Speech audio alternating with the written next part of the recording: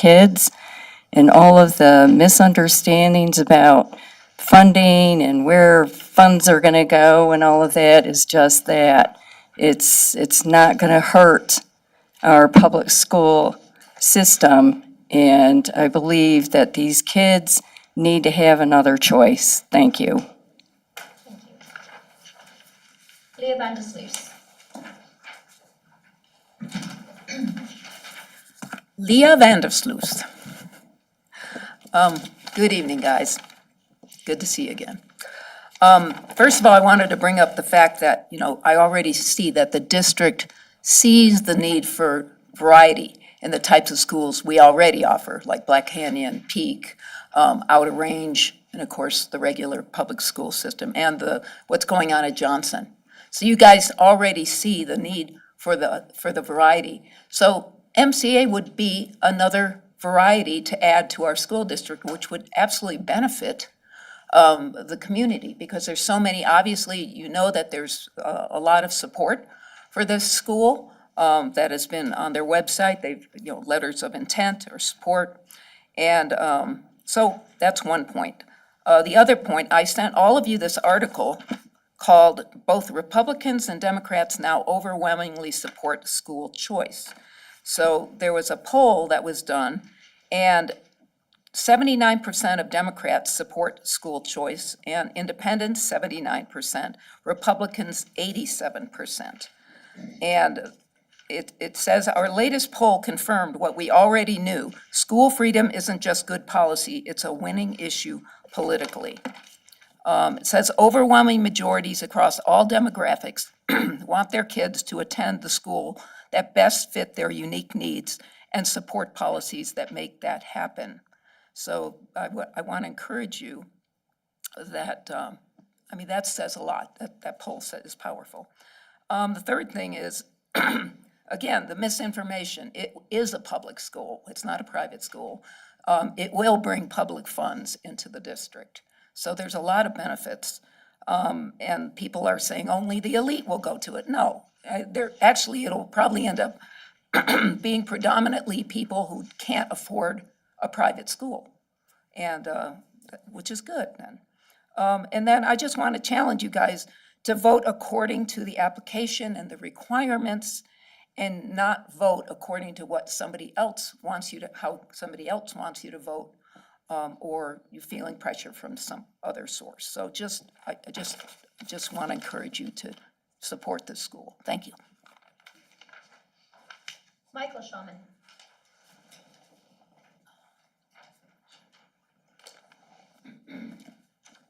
To the distinguished board members of the Montrose County School District.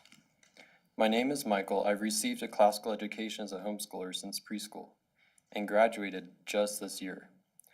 Through attending homeschool co-ops to reading the great books, famous works of literature with Muslims, Christians, and atheists, in an online school, I've been blessed with all that classical education has to offer. Classical education is modern and timeless. What most people don't realize is that the word classic does not mean old or outdated.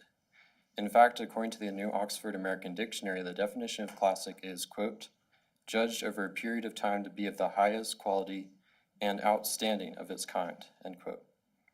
For example, the song Bohemian Rhapsody is known by adults and teenagers alike, not because it is the newest song, but because it is of excellent quality and repute. Likewise, classical education's trustworthiness comes from hundreds of years of practice. Many internationally recognized figures have received classical educations. Steve Jobs studied liberal arts and the humanities, the great books of the past, which left lasting impacts on him despite dropping out of school early. Steve Jobs famously said, quote, technology alone is not enough. It's technology married with liberal arts, married with the humanities, that yields us the results that make our hearts sing. Mark Zuckerberg, Meta's CEO, studied Latin, a classical language which helped him understand how to code. Furthermore, he challenged himself to read a book every 2 weeks on topics such as philosophy and history. So the ability of classical education to produce successful leaders and innovators is undeniable. Montrose Classical Academy is not here to replace your existing education system, which for some is sufficient, but rather it is here as an option for students seeking something classic, and of quote-unquote the highest quality. As George Washington said in his farewell address, quote, "Promote then as an object of primary importance institutions of the general diffusion of knowledge. In proportion as the structure of government gives force to public opinion, it is essential that public opinion should be enlightened," end quote. George Washington does not state, quote-unquote, an institution, but quote-unquote institutions, indicating that there must be options and freedom of choice. And thus, we humbly place this decision in your hands, expecting a legal and fair decision. Let us stand as one in favor of educational freedom for our students. Thank you, Michael. Ellen Angelis.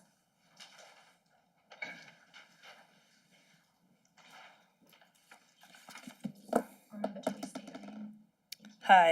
Hi, I'm Melanie Angeles. I know many of you. And I just want to invite you to an event on Thursday evening called Ripple Effects with Public Education. And part of the reason why is tonight we find ourselves here with an issue that's important to some people and very important to other people.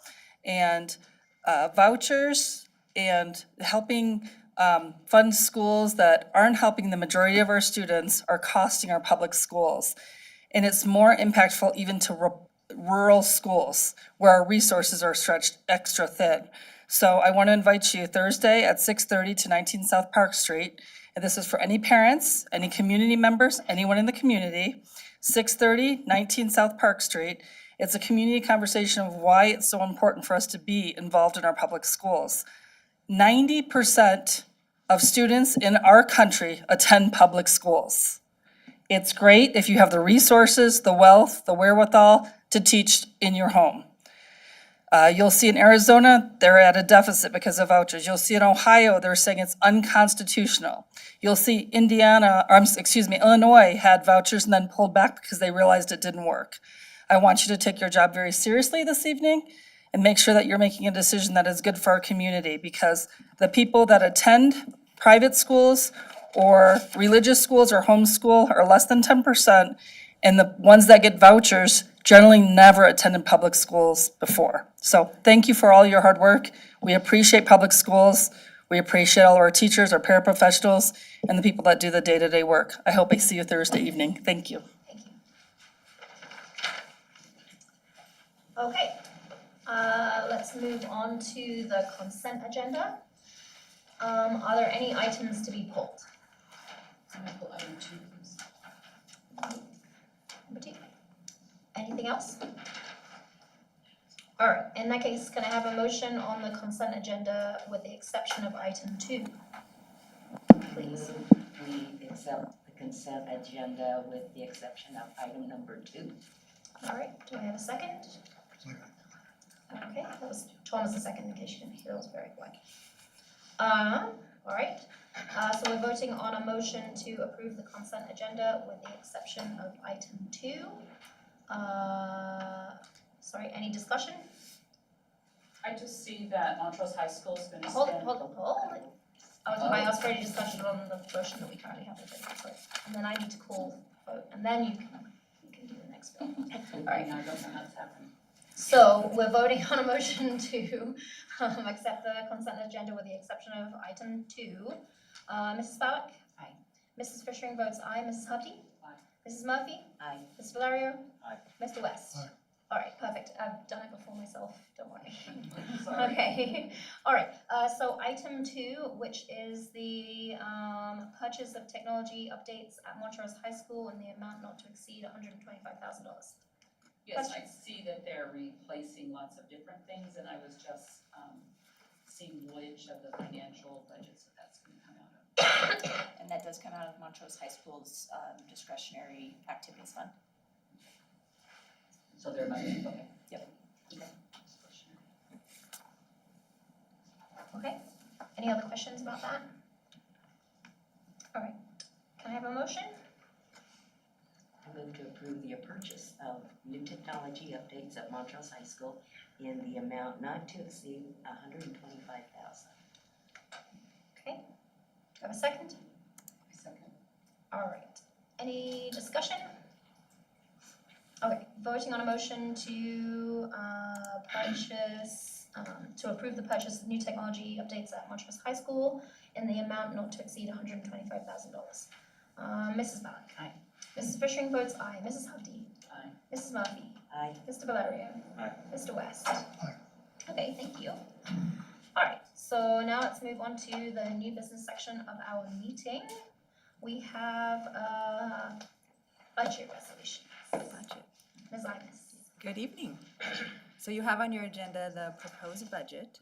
There is an adjustment that I made on it, so I want to take a few minutes to go over that. And I'm gonna, I think Brian can hear me, I'm gonna try to project here for just 1 second. Maybe he cannot hear you. I don't- Well, it I'm should not give, it patient should give enough. me a code on the screen. Yep. I think it's going. Oh, there we go.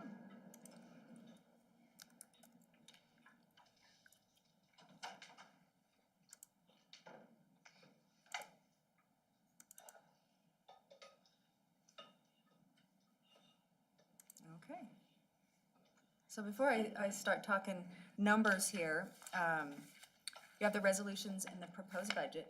There is a change in revenue and expenses because of a para on behalf payment that we're required to include in our budget and financial statements. So I'll give you some detail about that. We received some information on this amount for the para on behalf payment. And I want next year's budget before it's adopted to be as accurate as possible. And so that's why I wanted to make that change before asking you to adopt it. So in 2018, the Colorado General Assembly passed Senate Bill 18-2000, which requires the state to contribute 225 million direct distribution each year to para. And during COVID, the amounts got a little bit off. The first year of COVID, fiscal year '21, there was no payment from the state, and then each year after that, the payment changes. And so we received some information that for fiscal year '26, that we had 800,000 in the budget that you saw a couple weeks ago in revenue and expense. It nets out to zero at the bottom line, and so this adjustment doesn't change the bottom line or fund balance. But we found out that that estimated payment for Montrose is going from 800,000 to just over 1.3 million. So a portion of this contribution is allocated to MCSD, a portion of the state contribution into para, based on our proportionate amount of our annual payroll to the total annual payroll of all districts, so that all districts are required to do this. The contribution, that's shows in the budget under other state revenues and is included in all of the benefit expenses in all programs. And so like I said, the revenue equals the expense, and so there's no impact to fund balance or the bottom line. This state contribution on behalf of districts is on top of what both the district and our employees contribute to para on an annual basis. And this contribution is to help bring the para unfunded liability to a positive position that is currently underfunded. So for fiscal year '25, MCSD's amount is $1,348,540, based on our 2023-24 proportionate share multiplied by $225 million. Now, luckily, we don't have to figure that out. The state tells all districts what should be recorded for the on-behalf payment. And we initially budget 800,000, and so I want to true up the revenue and expenses in the proposed budget for next year, just so that it's as accurate as possible. So on here, on the screen you can see this is a snapshot of, this top portion shows the revenue, which is on page 39 of the proposed budget on the agenda. And so what's highlighted here in blue is just showing that line item, the on-behalf payment, in the initial proposed budget that I presented on the 10th, 2 weeks ago at the board meeting. It's going from 800,000 to the 1.3 million. And so it's a difference of $548,540 in the revenue. And then highlighted in green down here is that same adjustment for the $548,000 in the benefit expense. And it's required to be broken out by program, so that's why all of the line items are highlighted. I'll show you the percentage on the next page of that 1.3 million.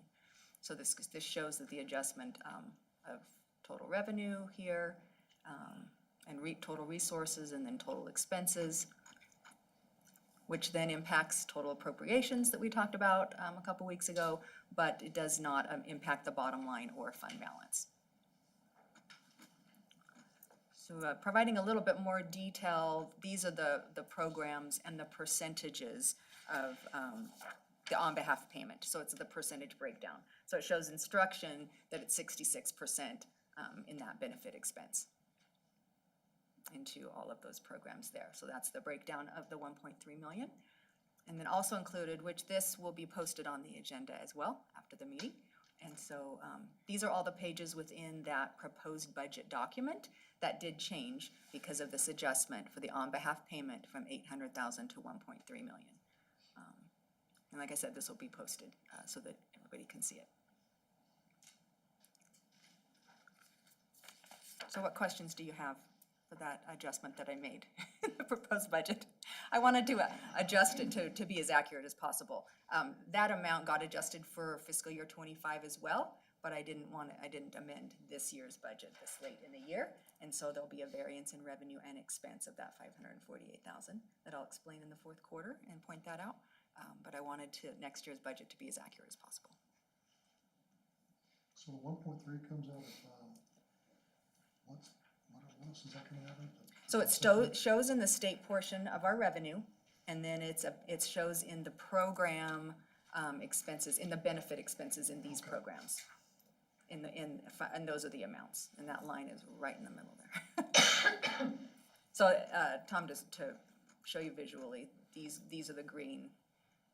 These are the expenses in the benefit expense that those amounts are expensed, but offsetting revenue, so net effect of 0. And it's required for districts to show an on-behalf payment in revenue and expense. Even though it's not cash, it's not money coming in or going out, it's just a recording on the financial statements, and it has to be included in the budget. That's a one-time.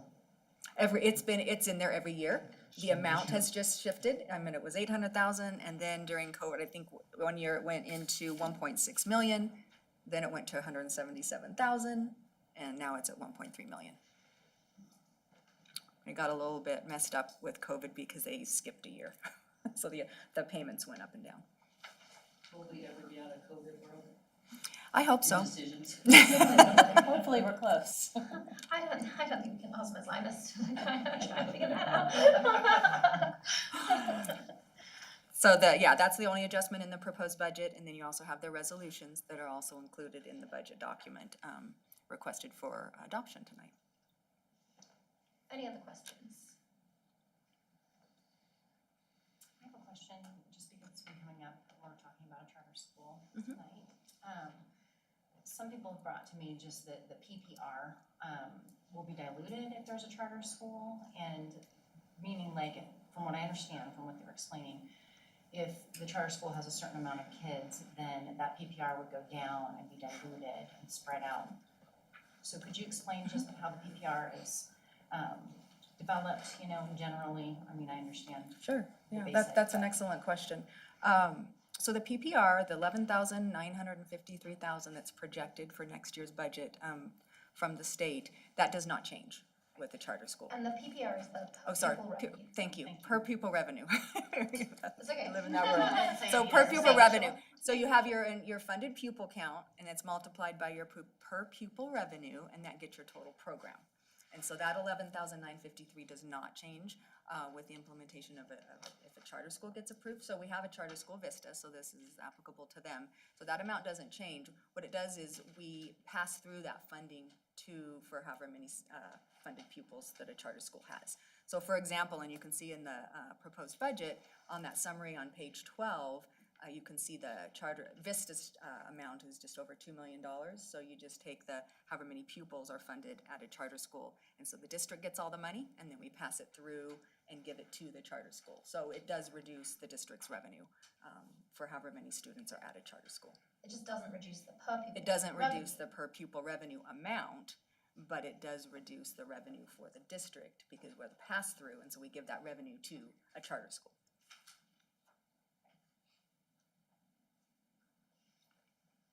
Does that answer your question? It does, thank you for clarifying. Yes, no problem. The the other thing is that the distribution of the students across where those students come from is Right, often, right. it may or may not be even.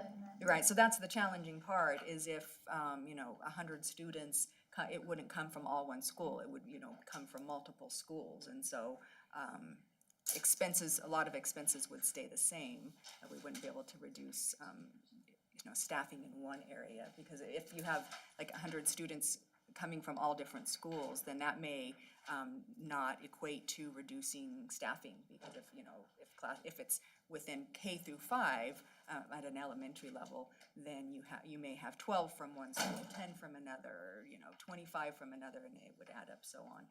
So a lot of the expenses would stay the same, but the district would pass through that total funding through the charter school. Right, the overall expenses for the district remain the same, we get, but then. A lot of them would, right. Mhm. That's just sort of, that's how it works, it's not actually part of the calculation that the school board is supposed to take into consideration when reviewing an application for a charter, as you know. Right.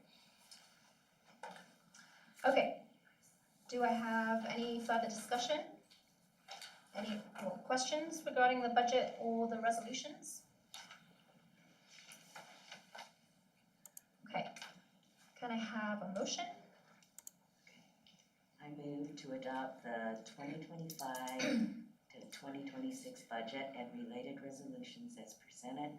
I move to adopt the following resolution for the 2025-2026 budget.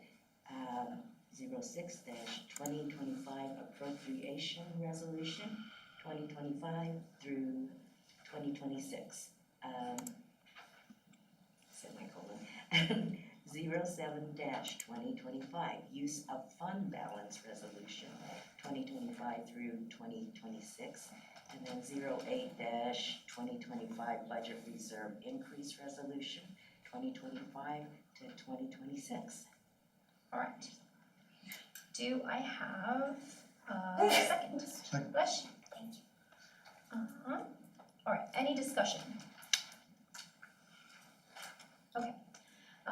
We are voting on a motion to approve the 2025-2026 budget and related resolutions, 06-2025 appropriation resolution 2025 to 2026, 07-2020-2025 use of fund balance resolution 2025 to 2026, 08-2025 budget reserve increase resolution 2025 to 2026 as presented. Mrs. Ballack. Mrs. Fishering votes aye. Mrs. Hardy? Aye. Mrs. Murphy? Aye. Mr. Valerio? Aye. Mr. West? Aye. Thank you. Okay, on next to the Montrose Classical Academy Charter School. I move that the Montrose County School District RE1J Board of Education adopt a resolution approving the charter application submitted by Montrose Classical Academy to open a charter school for the 2026-27 school year, subject to conditions based on the findings in the charter review process as determined by the Board of Education. Okay, do I have a second? Oh, second. Okay. Do I have any discussion? So, yeah, I would like to talk about it just because it's such a hot topic. Sure. And it has been for months now. Really honestly, like, it's an honor to be a board member and be able to sit here and have these things come up and that we get to decide on these. So I take it very seriously because I am an elected official and, I represent the people who voted for me and the people who didn't vote for me. And so with this, I take it very seriously, and you can see, like, there's been a lot that has gone into it. And just to thank the Montrose Classical Academy Board for all their efforts and coming back a second time, and really, wanting to tackle the denial resolutions and the CACSA review and all the things regarding the Montrose Classical Academy and expanding on their application and submitting it again is a big task, and I just want to acknowledge that that's been done and that is a big deal. And I know it's taken hours, because I know it's taken hours for me to review this. And so, being on the board, for me, there's so many things that we're supposed to look at. We're looking at public comments, and we're looking at the staff review, we're looking at the external reviewer, we're looking at the application, we're looking at emails that come into us, which by the way, I haven't responded to all of them, but I have read them, just so you know, people who've submitted, and we're looking at that. We're looking at, MCA's responses back to us addressing like the capacity interview, and also addressing the public comments, and also addressing the rubrics for the external reviewer and the rubric for the staff. So it's a lot of information. I've been like sifting through it. And the big thing for me is making sure, 3 things when I've been looking at this, 3 things, most important, is 1, is this something that the public wants? Do constituents want this? 2, is it different than what our district offers and would it benefit students? And 3, really looking at the legal requirements, the educational standards, and making sure that it meets those in the application and through the rubrics and all the reviews. And so, 1, just to talk about public support for this or against it. And I know we're reviewing the application now, but they do kind of overlap for what happened, the first time around too. And just, I have watched the public comment online when I wasn't present, and I watched the interviews online, just so you know. The public comment, from what I can see, is that there were more showing up in support of MCA. There were more talking for MCA, and so I have to look at that. The other thing too is, and I know it got voted down in the state, but that Amendment 80 that was talking about school choice, in 2024, we had a big election and a lot of turnout, actually a pretty significant amount of turnout. And for that particular turnout, for registered voters, there was 76% of people turned out to vote on Amendment 80. And of those, 63% of them voted for the Amendment 80, which is for school choice.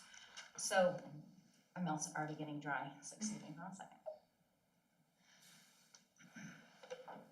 So to the first question that I was looking at, I believe that constituents do want it. But I also acknowledge, the concerns of people who don't think it's a good idea. And there's been a lot of talk about taxpayers. It's taxpayer money and I'm paying taxpayer money to this. But I have to look and say, well, so are the people who want this. They also pay taxes. And so that's something that I've been looking at. And then there's been some other things that have come up too, that haven't always been correct information, but just sifting through that and understanding that. And then 2, I'm losing my train of thought, hold on 1 second. I have it all written down. 2, is it different than what is offered in the schools in the district? And I know that our district has had CKLA in it, but the delivered full model of CKLA, the classical model and delivery of the full approach that the Classical Academy is presenting hasn't been done in our district in that way, and it is different. And the Singapore math that they're offering is different. Latin from grade school on is different. And so the answer to my second question that I've been looking at, is it different? And would it benefit students? Not all students in our district is it's going to benefit. It will not, because not all students can go there. But it is different and it can benefit students as a school choice and an option. So, and then 3, looking at, all the reviews, the application, things that are coming in, and trying to really just grasp okay, are they meeting all the educational standards? Are they meeting the laws that are required? Are they, what are the external and the staff reviews saying? And so it's a lot, but I do want to highlight the external reviewer because they did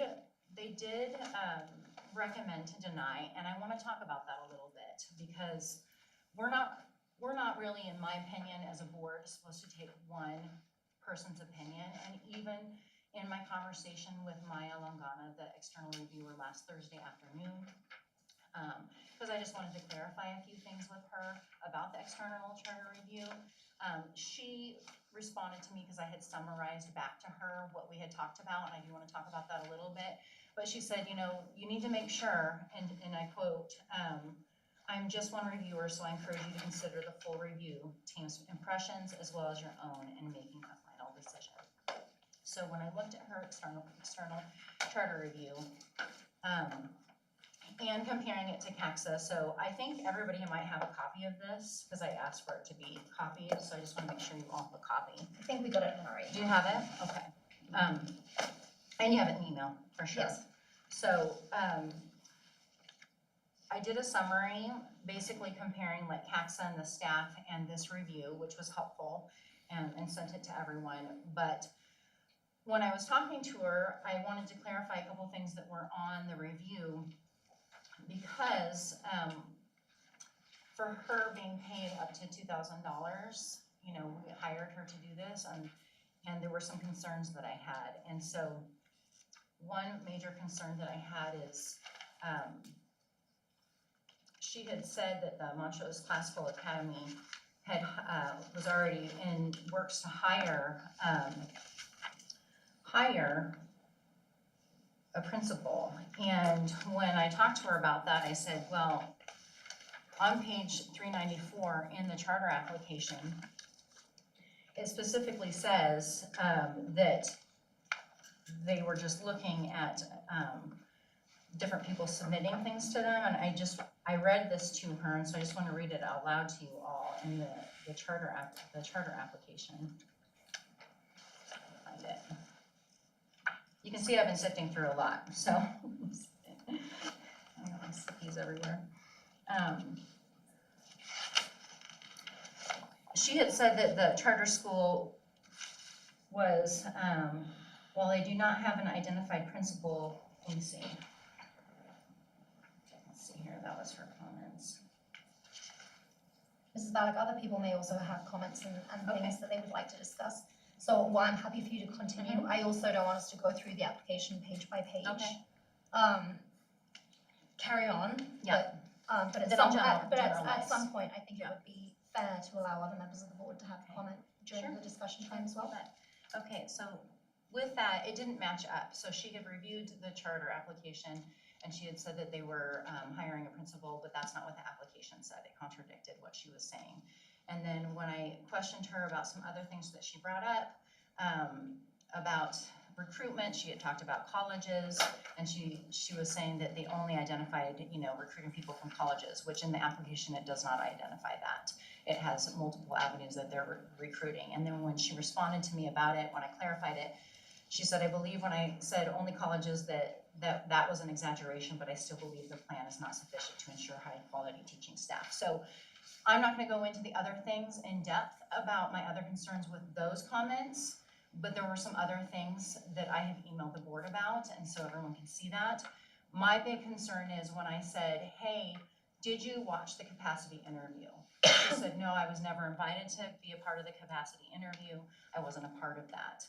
And she said, normally I am a part of that. I'm normally a part of the capacity interview. I'm a part of at least seeing that and also joining the staff in a debriefing of the rubric and of the review. But she never had that opportunity. So looking at that to me, there's inaccuracies and there's question on, was this a complete external review? Because she didn't have that opportunity to go to the capacity interview and see that. And so for her to deny without all that information was concerning to me. So I asked her, I said, going through this whole process, I've looked at so many different, like, approved with conditions or milestones or conditions from CAXA and then the denials, and I said, a lot of these look like they could be conditions with milestones. So even denial reasons could be conditions with milestones. So could your concerns and your risks be also considered as milestones and conditions? And she said, yes, they could be. And so I thought that was significant, and so that's one of the reasons, because she had denied, I wanted to clarify that, and because I didn't think that the application was completely complete, that I moved to approve with conditions too. So that's just one thing that really was weighing on me because she had said that, and I just wanted to make sure it was thorough, and so I felt like I really did that. The other concern I had was the EMO, or EMP, excuse me, concerns that were brought up at the capacity interview, because an education management provider versus an education service provider is significant as far as the law goes for charter schools. And to really understand MINGA, the ESP that the charter school is going to have, and whether that's, somebody who's gonna manage and produce all these curriculums, which an EMP or a charter management organization, just to clarify, they will control the curriculum, they will control the board, they will control sometimes facilities, they will control hiring and firing the staff, but MINGA Educational Group is not that. And there was some talk about the employee of record. That employee of record is a legalese from what I've researched, and MINGA is offering services like back office. So the charter schools that have used MINGA, I actually called them. I sent out an email yesterday to the 13 that MCA provided, and I got about 11 responses back from different people, from board members, board presidents, from CEOs of the charters, and every single one of them confirmed that MINGA is an ESP, is providing back office support with HR, with budgets, and I have to tell you, it was pretty encouraging to me as a board member, and it should be as an authorizing unit, because they had nothing but compliments for MINGA. They said that their budget's always balanced. Sometimes MINGA's helped them just identify areas to save, and they've been in the positive. They have been helped with, like a new principal that moved up that needed help with coaching and different consulting, and they helped with that. And then special education, one school said that they have a really high amount of special education, and the ESP, MINGA, has so much knowledge as far as the legal requirements that was really a benefit to them to make sure that they're following all the legal guidelines with the special education. So just time after time, they all just said, MINGA has been great to work with, they've been supportive. The article that came up in the capacity interview where, it said that 300 people got fired because it was a charter management group that was managing. Well, I actually called Carissa Drake, she's out at Ascent in Grand Junction, talked to her about that because she was an employee that went through that transition. And I actually, if MCA was going with a CMO, I wouldn't want to approve them, because everything that I've heard about CMOs is not good. This CMO, just to kind of summarize, was going to basically back out of helping this charter school, and the charter school wanted to wait until the summer to do it when nobody was in school and to transition more smoothly. They backed out in December. MINGA came in 30 days and made it the transition smooth. They paid, they got everybody paid through just their HR services and their payroll services, and nobody missed a beat, she said. And they've enjoyed MINGA and just their services since then.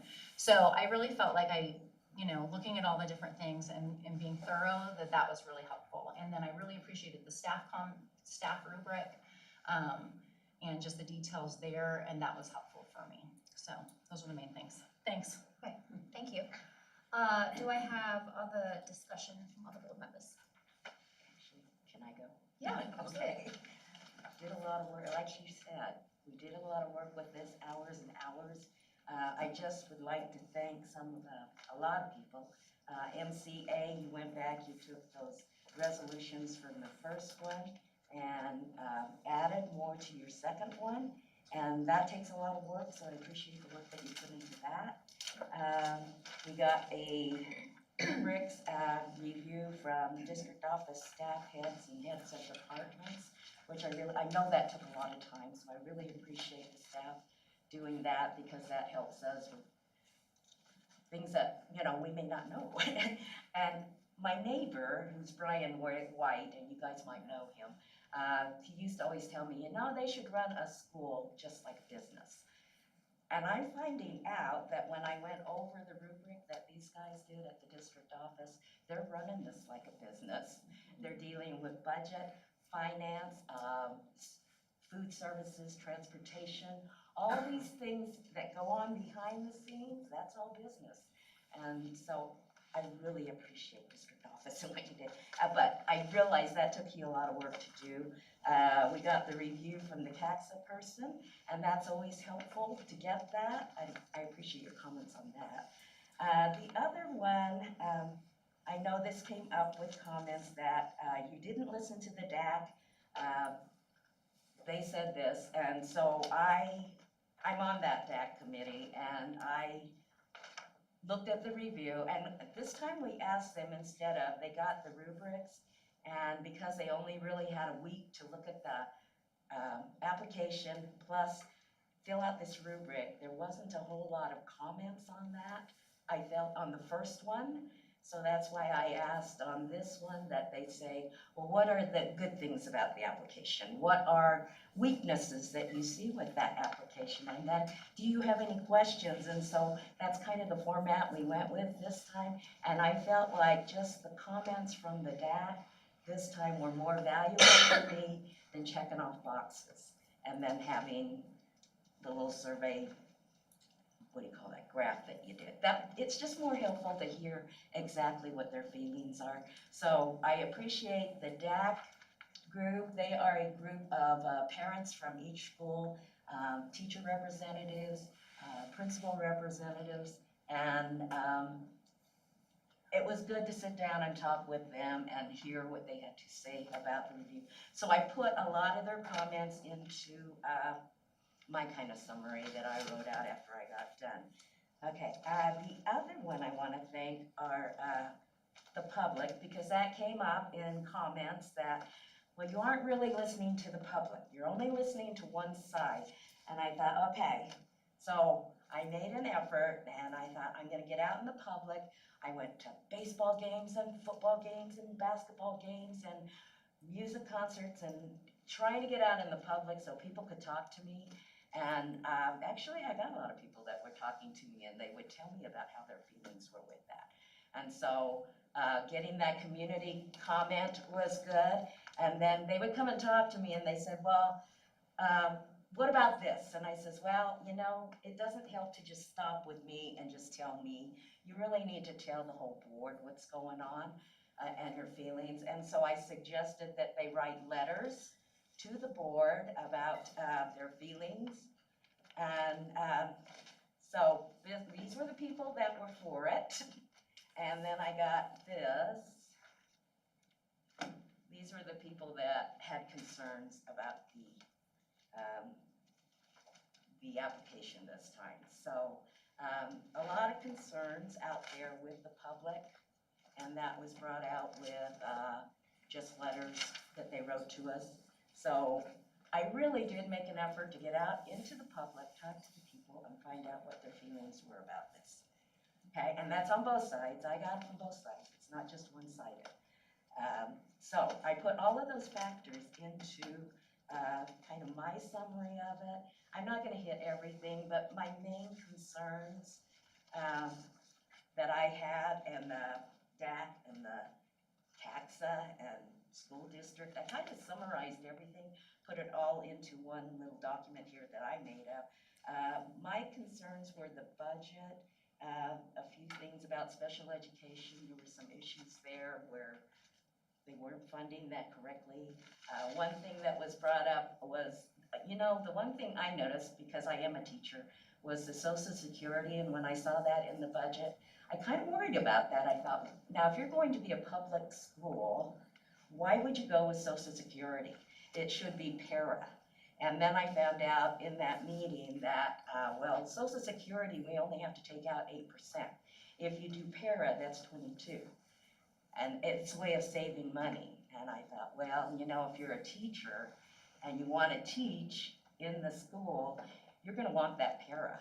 And that might affect the people that you can hire with that. So that kind of stood out when I was looking at the budget. Food service. I didn't realize all the things that go into food service. You know, they talk about free lunch, but it's not really free because you have to have a facility, and it would take remodeling that facility. You've got to have a kitchen, placed a cafeteria, and I think there was a gym was included in that too. But you kind of have to plan the expenses that that's gonna cost to renovate that space. And didn't see enough put into that. Also with food services, you have to get a group that you're gonna go with, which is Sodexo, right? They also says, oh, we'll go with the school district, and so they had to kind of define who they were gonna go with. But if you go with a food service, you do have to put in there that they have to make the food someplace else, probably a high school, right? And then they truck it in, and you have to have the warming and the cold trays to bring that in, so that's a cost that you're gonna have to budget for. The serving of the food, what you would need to serve that food, then they have to pick up the food, take it back and clean up everything. And so you have those costs, a lot of costs in there that weren't added into the budget, and I kind of wondered about that. Technology, I know you weren't gonna do that with the first application. Second application, you've got a lot of things in there. Infinite Campus, the Parent Square, Raptor, HIPAA, QuickBooks. But there really wasn't the budget put in, and then when you have technology, you also have switches, Wi-Fi, access point servers. There's a lot of things, if you're gonna set up the technology, that you have to budget for. And so I was kind of looking for, did you do that? Security systems. You're getting the Raptor, you're gonna have to have fire alarms, lockdown mechanisms, PA, emergency communications, ID badges, surveillance storage, monitoring, all of that, and that has to be budgeted in your budget. So many things, lots of technology things that you're gonna have to look at if you're going to keep that. CAXA was worried about the special education and budgeting for that. All of the special groups, that was not just special ed, particularly ELL. They were worried about servicing the ELL learners, gifted and talented. They have homeless students in there too that you need to budget for. So many things in the budget. DAC, let me just bring up some of the DAC things. Their concerns with budget and financing is if you have enough for the startups, it's all those things I was talking about. The remodeling of the building, costs for special education services, kind of under budgeted because they noticed like speech pathologists, OT, psychologists, you had 60,000, and those for us are about 100,000, above 100,000 when we budget for that. They were wondering about what that computer lab is gonna cost.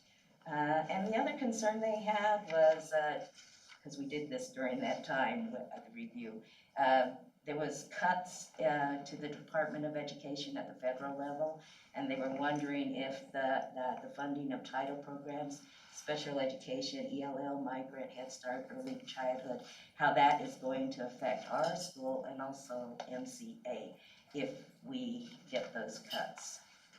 So that's DAC, this is all DAC. They were wondering about the grants, if you apply for those grants, how long do those grants last for? And if they can be renewed again, because it seems like you're using a lot of those grants with the per pupil, and if you're using them in conjunction, is there gonna be enough if the grants go away? So that's kind of what DAC was doing. They brought up, because you have teachers on this committee, they were worried about the para issue, and why are you, if you're a public school, you should be going with the para for the public employee retirement account.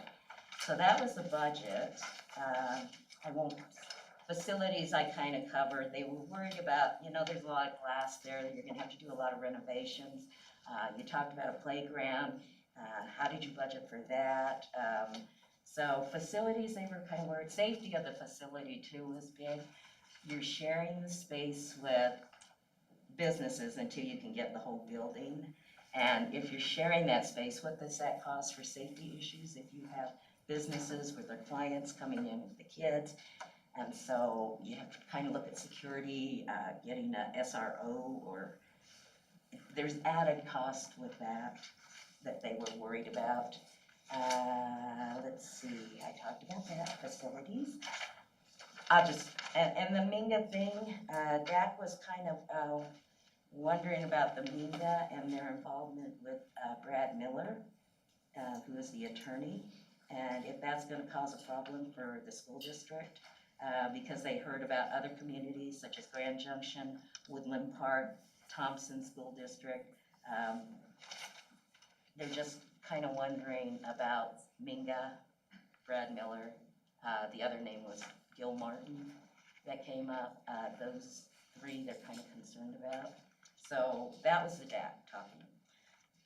I'll stop there. Okay. Okay. There's a lot more concerns. I came up with about 19 pages worth, so. And when you were referring to CACS's feedback, you meant, the other external reviewer for this? Yeah. Okay, just to clarify, I just wanted to. Right, thank you. Okay, other discussion? I can go ahead and go. Sure. So yeah, that was a lot, Alice. I know. You know, this is about 100, 200 hours of work. Plenty of hours. Yeah, And lots just- of hours. Just to start there, everybody's put a lot of work into this. Both sides, our side, MCA, and it's very evident, everybody's put a lot of effort trying to solve problems or concerns as we go along. As far as the district goes, we kind of brought it on ourselves, but here we are. And so we're in the middle of trying to make a good decision on overall on what to do, okay? To make that decision on what to do, the Colorado Department of Education, or State Board of Education, has set out standards, and there's actually law to follow. And so how do we make a decision when it comes to the charter school? So to hit the number one thing, and I'm sure everybody, I don't even have to say it, what's the number one thing, is money, right?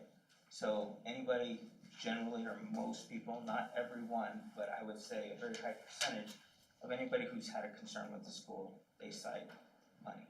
How is it gonna affect the district with money? I don't want my money going to that. Or we even had one person who was actually extremely honest, because she came up and she said, you know, I don't support having this charter school. I don't want my money going to it, but I would be, of course, but I would be happy to pay for a new high school. So I guess what that tells me is, there's very clear that some people, I don't think you could give them enough evidence to support a charter school, and maybe this particular charter school. One of the things that I saw that you had a lot of people, and we got a lot of emails, I have read every email. I generally don't respond to a lot of them, but I have read the emails. I'm kind of weighing and kind of seeing what are people actually saying and what they're looking at. I'm not a certified expert, but I've been in law enforcement for 24 years now, and I've been in investigations for 19 years. So one of my jobs is to listen to people and what they say, what they don't say, how they craft their words. Even some of the documents that are given to us at times as reference material, it's very clear that there can be a certain, even if it wasn't intentional, a direction of the way it's crafted. So it's very, and most of us humans can pick out a lot of that stuff without being trained in anything, just being on this earth for a while, you guys can figure it out. So, getting back to those emails, I see a lot of those emails, and they will cite things that were covered, that were addressed, and the information was made clear in the meetings that we had, in the responses from MCA.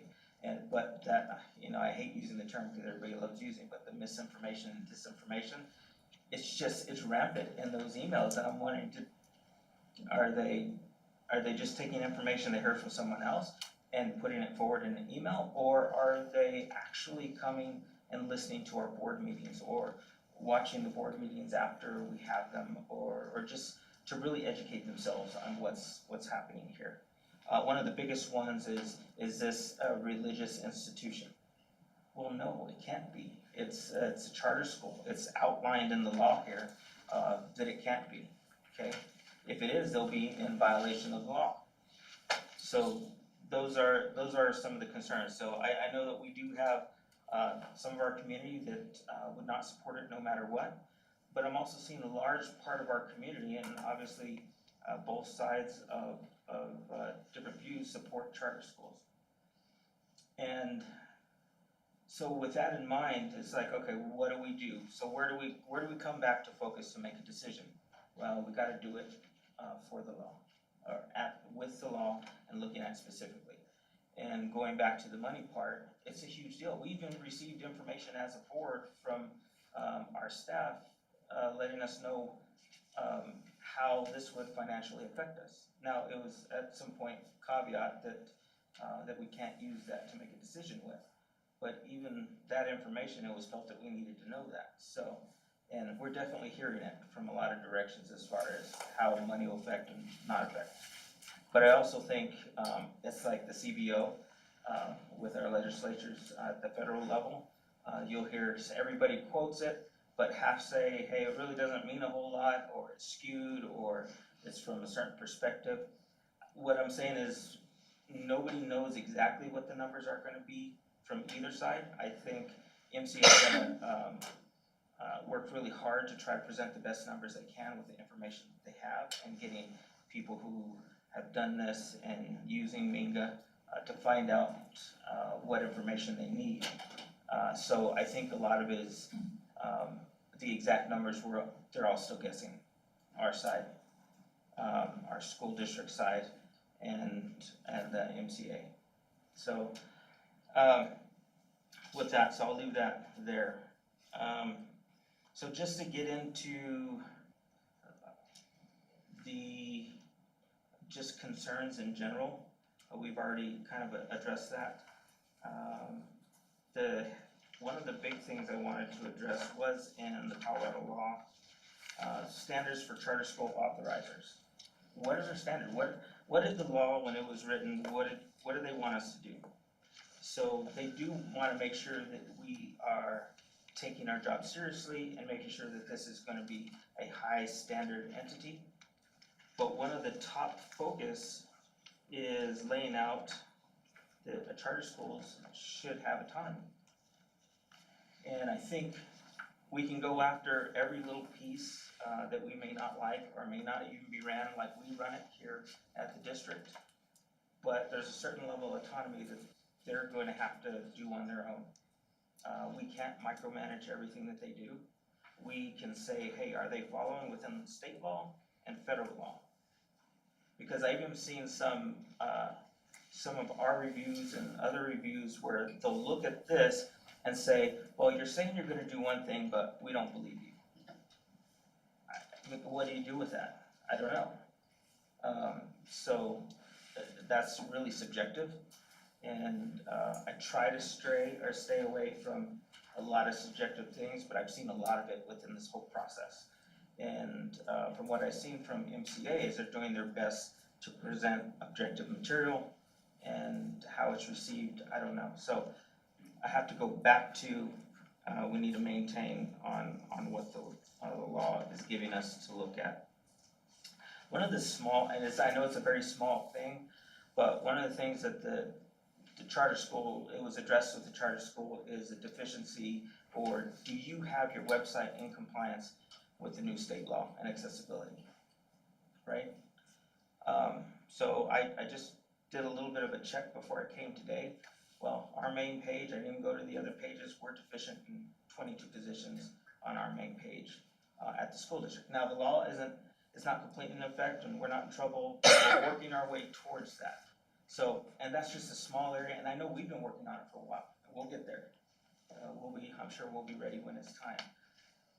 But we're requiring, as we should, that level to occur within the MCA, yet we're deficient there also. So I'm not saying we shouldn't hold them to a high standard, because we absolutely should. In fact, we're mandated to do that. But we need to make sure that it's not an impossible achievement. So, and that's why there's a lot more I can talk about, but that's where I really wanted to focus is for this motion to approve with conditions and milestones to give them the opportunity to get there. Because I think honestly, a lot of the opposition is people really believe ideologically they differ from what the school is putting out there. I don't think it's totally about money. I just, for some people, maybe it is, but we can't consider that. So I appreciate everybody looking at this. And truthfully, if it doesn't work out and they're not doing what they're supposed to be doing, then yeah, that this school shouldn't exist. But if they check all the boxes, all the legal boxes, then it's designed to give them the opportunity to do their best and provide something for our community, which I believe is more choice. And I think not only our community, but I think overall, people want that. And I think our community with our younger people who actually have kids in school, I think they really do want that for Montrose. Maybe different somewhere else, but I think that's what they want here. So I just want to make really clear that your statement about someone feeling that the board needed to know about the budget impact of the charter school on the district as a whole. There was a question sent by Mrs. Ballack on June 23rd at 7:57, asking a very direct question about PPR, which obviously in their service to the board, administration answered honestly. And that was when, I'm sorry? You're gonna make me cough. It's going away and it might come back. Sorry. On June 23rd at 7:57. So there was a question from Mrs. Ballack regarding PPR, This year, right? this year, which, and I believe there was during the last application as well. And so the board member asked a question and administration provided them with truthful Sure, answer to that yeah. question. Not that anybody was trying to provide the board with anything that was supposed to So I'm sway them not- in any direction or the other. I'm not addressing the June 23rd, this Okay. happened long before. But the one before was also based on a question from a board member which admin was answering, and they should answer, correct? Sure, They should provide direct answers to sure, direct it's a questions. concern. It's not, it was a question because people had heard that and they asked a question and they were provided with the answer. I understand, but it does actually seem like it's a large concern, and our public hasn't really picked up on that we can't address that as part of this decision-making. But I It's- think it's okay for the board to have the answer, Yeah. understanding that the board should not make the decision based on that Absolutely, answer. all it was But you're not addressing is that, construing that the administration shouldn't have answered the question. no, I Okay, just just making was sure. saying that it's obviously on a lot of people's minds, and I just want to reiterate that, I guess technically it would be even unethical to consider that, because we're not supposed to, We're absolutely not supposed to consider that. so. But I do think administration should answer direct questions from the board, which is simple to answer like that. Any further discussion? First, I wanted to do a lot of the things that Nisha and Alice and Ted have said. I think I have reviewed this second application. I appreciate the improvements that you made in it. The initial proposal, especially how the required components, the curriculum alignment. I still worry about the sustainability financially and their operational readiness, I guess, a little bit, which falls in line with a lot of the things I think Alice said. And I've been told and had a lot of emails that that the letters of intent demand the enrollment is what we need it to be, and then I have all these notes. I wake up in the middle of the night and write things, but like, okay, so I met with a couple MCA board members. There's around 200 elementary letters of intent. And there might be more that come in after the fact, and there might be some that don't follow through with it. But you look at that 200, and then you look at, we have approximately, if I right, around 2,500 elementary students that are part of MCSD. The 5 or 6 elementary schools, whatever's in Montrose and Olathe. And so then I say to myself, is this a need, or is it just a special subset of families that want something different? And I don't know the answer to that. I mean, I'm just thinking out loud, my thinking. And as I think everybody said, I've heard passionate supporters concerned critics, I mean, both sides of it. And it's almost equal, like when I look at my chart at home and my emails and I document everything. So it tells me that this isn't really like a proposal that's popular or unpopular, but that it's a complex decision that we're making. It's not like one way, it's like 80% of the community thinks this and 20% thinks that. I mean, I think it's an issue that's complex across our country right now, in a lot of ways. And so, and I do believe families think that this is an option for them and that this is something that they want for their families. And I believe families do need choices for what's best for their children. But then throughout a lot of the public comment, there's been a lot of conversation that Classical Academy can be taught in other ways. It doesn't have to be just a school. I mean, a lot of people said that, I think a gentleman spoke today that he has a classical model that was taught to him. So there are resources across the community that allows people who want that to have it taught to them. It doesn't have to be in a charter school possibly. And I go back to what Ted says in terms of, you know, we're trying to interpret law and applications and people's opinions and, you know, and it's like, how do you sift it all out when you're a board member that's not been trained in all of those, you know, different things.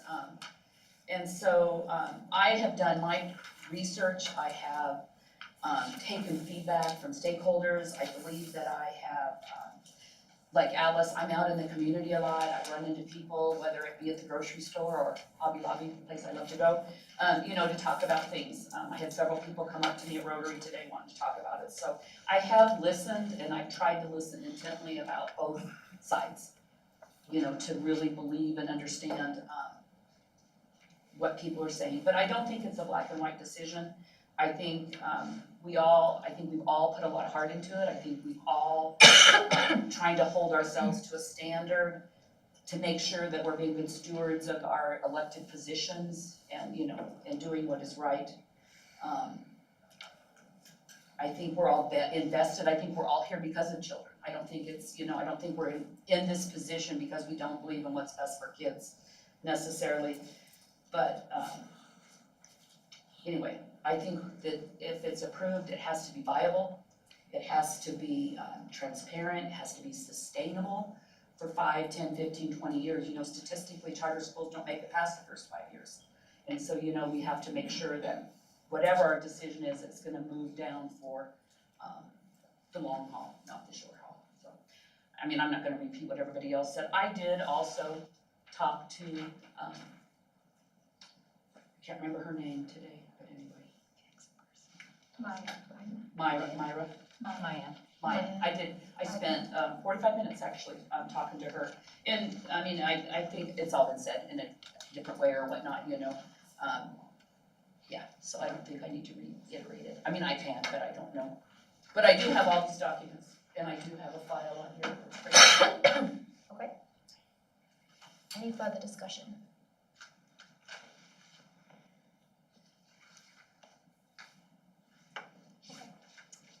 Can I just say one thing? Because I'm not gonna go through the whole thing because it's a lot and I had printed copies. But when I have looked through some of the things that have been concerns, even subjective, of the staff or the external charter reviewer, some of the things are actually in the application that they're talking about, or it's just super vague. Or it's a particular desire that they have, they would like to see something some way, so. I just wanna mention that because when it comes down to what we're required to do, legally, there's a lot of different things that we're required to look at, and it can't be subjective. So, I just wanna mention that as far as looking at this and, even on the safety thing, I mean, MCA addressed what they're doing with safety. I know that was something that Alice had brought up, and they're definitely looking at vendors and having a security person. So they did respond to those things and those concerns. And so I just want to acknowledge that they have really gone above and beyond on acknowledging, because this is the rubric just gone through and sent from them regarding the external reviewer, and this is the response to it, where it is in the chart. Or the chart, I said that like a nurse, the application. And so, yeah, I'm concerned, you know, that if this is denied, that it'll just really be a, like, blatant disrespect to MCA's efforts and what the quality of this application. And it just makes me concerned that the application maybe wasn't thoroughly gone through with the legal view, or thoroughly gone through at all. Because the other piece of this is, we are not charter law people. So it's hard to go through this and really identify things where we verify like this is charter law. And that's why I want the approval with conditions, because then it goes to the lawyers, and the lawyers who are educated in charter law can make sure that everything's in place, like what you were saying, Jody. You wanna make sure everything's in place, that they're gonna be successful. And that's going to be, you know, between MCSD and MCA and those milestones and all the different things that could be in play to make sure that they're successful, and with a view of charter law. And I don't say this to be, you know, negative about our process, but this was something that I was concerned about with the CAXA review and the Maya's review, and it just came out with Maya talking about how she wasn't involved with the staff debriefing, she wasn't involved being part of the capacity interview. And after doing the boot camp with CAXA and talking to CAXA, and the reason they did not do the external review is partially because we are not allowing them to help walk along the deck to train them, us as a board to be trained, the staff, or at least having them part of that process. And so their board just decided not to have them be a part of what we are doing and have that review again because of that. So it shows me that we still have a lot of learning to do. I'm always learning. But we have a lot to learn on charter authorization as well. And I think it would benefit the board to do more education, because I think it's lacking from what I'm seeing with the processes that have happened with this, and particularly the external reviewers. So that's all I have to say. Anything further?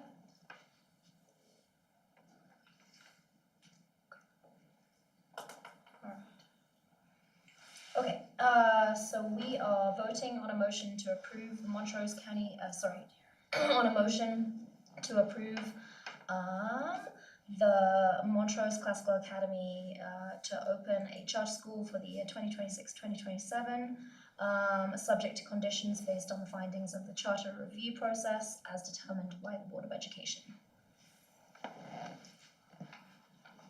Mrs. Ballack. Aye. Mrs. Fishering votes no. Mrs. Hovde. Nay. Does it have, can it be nay, or does it have to be no? Is nay okay? Yeah. Okay. Mrs. Murphy. No. Mr. Valerio. Yes. Mr. West. No. Okay. So, that motion has failed, and, I will need another motion. I move that the Montrose County School District RE1J Board of Education adopt a resolution denying the charter application submitted by the Montrose Classical Academy to open a charter school for the 2026-2027 school year based on the findings and reasons outlined in the charter review process. Okay, do I have a second?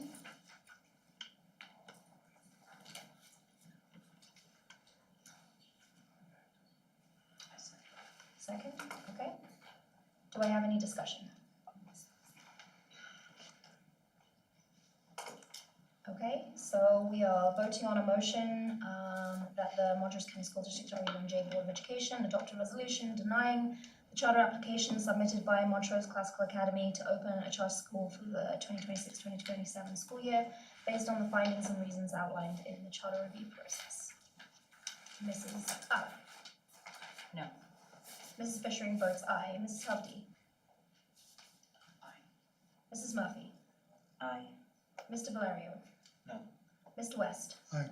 Okay, that motion succeeded. Okay, so just as a reminder, we'll have an executive session to discuss the resolution in a moment.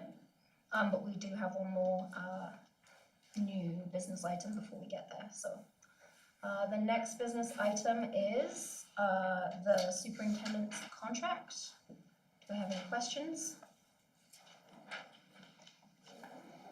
Do I have a motion? I move to approve the superintendent's contract as presented. Okay, do I have a second? Second. All right, do I have any discussion? Yeah, just one part of that, that I had concerns with. Other than maybe that can be explained a little bit more, or I don't know if we need to go into executive session to talk about it, but where the evaluations and basically what the board member does has no effect on retention or discipline. Can you point I to a don't have it specific? in front of me. So you have a question about the I implications don't of have a that? question, I just wanted to mention that's, I've never seen that, and where we have a governing board that's over somebody as their sole employee, yet nothing that the board has would affect their retention or discipline, so just kind of a strange thing that would end up in a contract. I'm sure the teachers don't get the same consideration. So just a comment? Mhm. Alright. Any further discussion? I have a question about, the contract being voted on to renew, because it's a 3-year contract, and last year we voted on a 3-year contract to start again. So I'm just questioning, like, why isn't it an annual contract if we keep voting every year to, restart the 3 years? Because we vote on the entire contract as a whole contract. So if it goes 3 years, would you not vote on that every 3 years? Well, because we also changed the rate of pay. So it has to come back to the board for that. So would you stay within the 3 years that you're working on and just do 2 years and then 1 year and finish? Because we're just resetting every year, 3 years beyond. The board in the past has not done that. We vote on the contract every year, which just starts the process over. I guess, because I wasn't part of the board, obviously, until the last year and a half, but from your perspective, is there a reason for that? I believe it offers stability to the district. The board can also, choose not to retain the superintendent for cause as well. We are allowed to do that. Sure, it's just strange that you're resetting it every year for 3 years, but we're doing it every year. Is that how other contracts work, like the teachers' contracts, or they're every year? They're annual, Right. I believe, correct? But they're also not in a leadership role in the same manner that Sure. the superintendent is. And the instability that would be inherent in. Sure, and you understand where I'm coming from, right? As far as it's 3 years but we're doing it every year, so it really doesn't make sense. So maybe we should at some point consider that. The board can certainly seek legal advice at another time about that. We do not have a scheduled executive session about that matter this evening. So anyways, just want to bring it up. And I looked into that too, because I've looked at some contracts where they have automatic raises put into it. So if you have a contract, that's a 3-year contract, because it is standard practice, for the superintendent to get raises every year when the staff gets raises, whatever that is, COLA. And so, from what I understand, just from my research that I've done, so it may be beneficial to change that language a little bit, because I couldn't find it in this contract where it's a automatic raise every year, even though it's a 3-year contract. So it's just something that I wanted to bring up. And then, with the raise, which I'm totally fine with the raise, I did have a little bit of a question on it, because it was calculating it like 6.8, and so that's why I was asking, if it's going along with staff's And the COLA, I think, was 4.2. But the raise in the contract is 6.8, but that's including benefits, you know, salary and benefits, which I always understood benefits as being, you know, like your health insurance and all of that the district pays for, and they calculate in that percentage. And then the COLA is like the 4.2%, like you, so I just wanted to make sure that I'm understanding that correctly, that's 6.8. You know, so the benefit part is above that 4.2, and you see it above, right? So it would really, Right. the raise should be really 4.2%.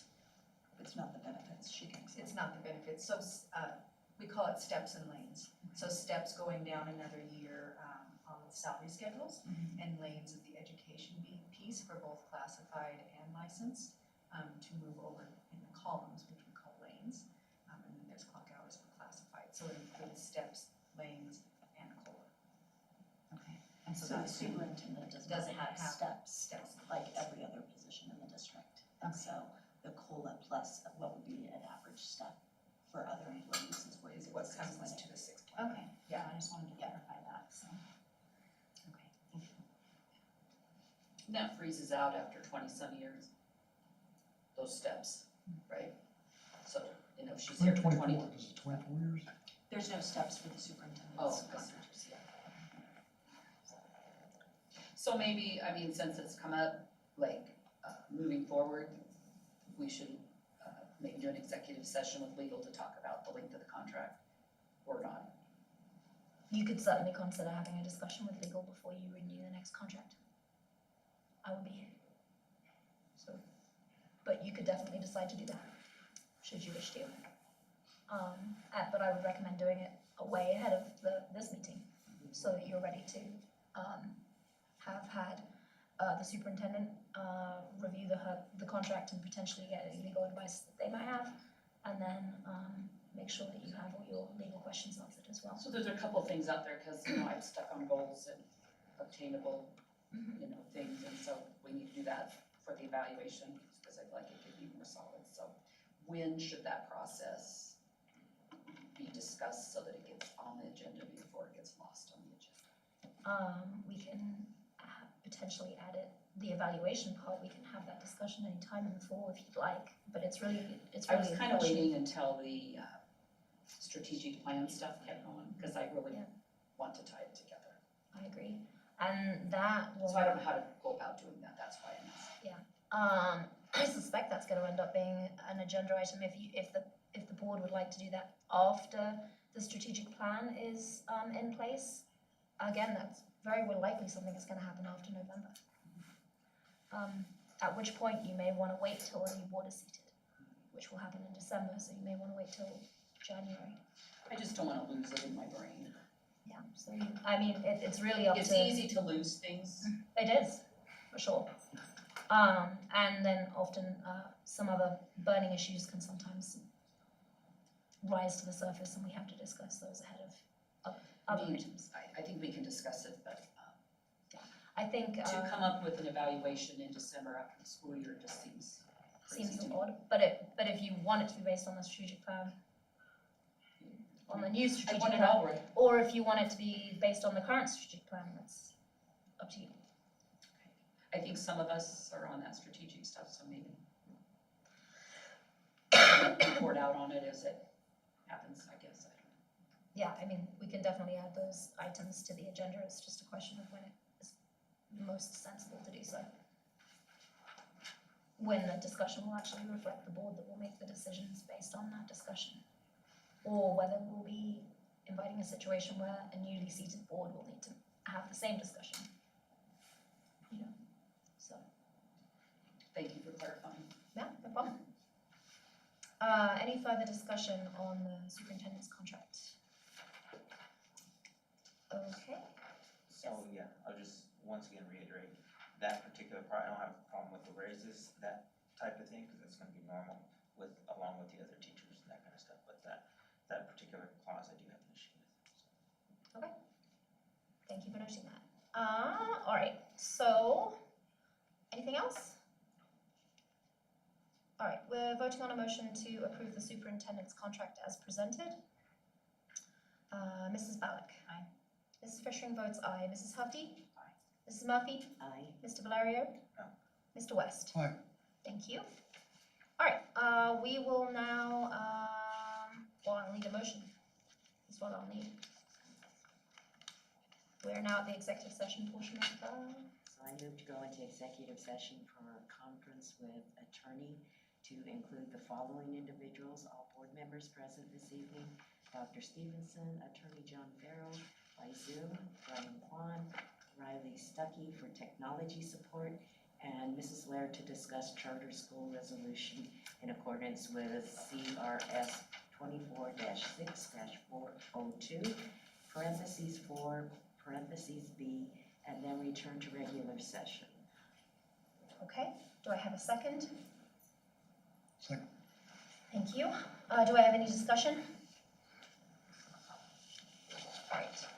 Voting on a motion to go into executive session for conference with attorney to include the following individuals, all board members present this evening: Dr. Stevenson, Attorney John Farrow via Zoom, Brian Kwan, Riley Stuckey for technology support, Mrs. Laird, and Mrs. Laird to discuss charter school resolution in accordance with CRS 24-6-402, open parentheses 4, close parentheses, open parentheses B, close parentheses, and then return to regular session.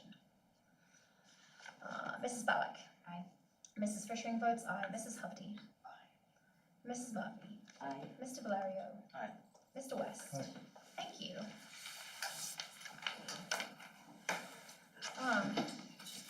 Board members, if you would like to take a second